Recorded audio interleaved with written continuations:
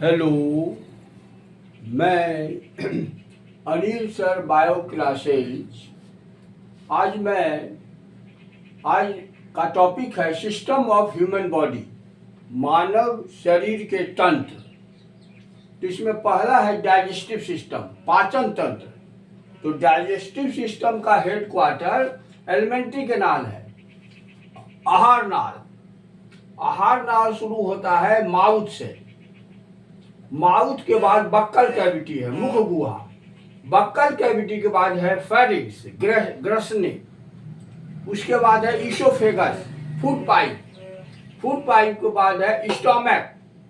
Stomach के बाद small intestine 3 भाग में, डियोडिनम, जेजुनम, इलियम। उसके बाद यहीं पर आपको डाइजेस्टिव ग्लैंड है 2, लीवर और पेनक्रियाज। लीवर से बाइल जूस निकलता है, पितरस, जो गॉल ब्लाडर में स्टोर रहता है। और पेनक्रियाज से पेनक्रिएटिक जूस निकलता है, जिसमें इंसुलिन रहता है।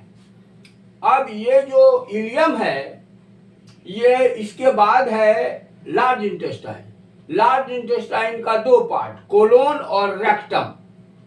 कोलोन फिर जो है सीकम है। यहाँ सीकम में उंगली के समान फिंगर लाइक प्रोजेक्शन होता है इसके शीर्ष पर, जिसको अपेंडिक्स कहते हैं। यह एक वेस्टिजियल ऑर्गन है, अवशेषी अंग है।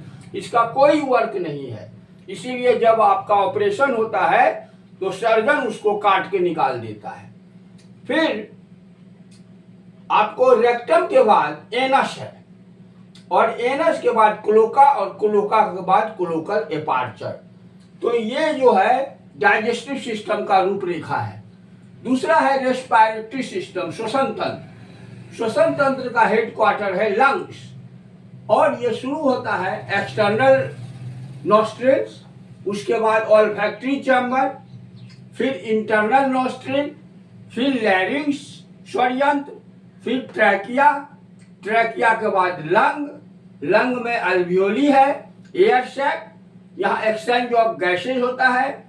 फिर डायफ्राम है, रिब्स है और मसल्स है।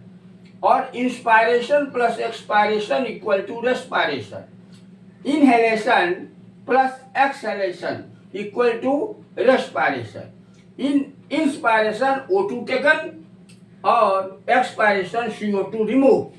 तो ये प्रोसेस रेस्पायरेशन का होता है। तो आज मैं 2 सिस्टम बताया हूँ, फिर जो है नेक्स्ट में और सिस्टम बताऊंगा। और ये इससे बहुत क्वेश्चन आता है, सो मेनी क्वेश्चन।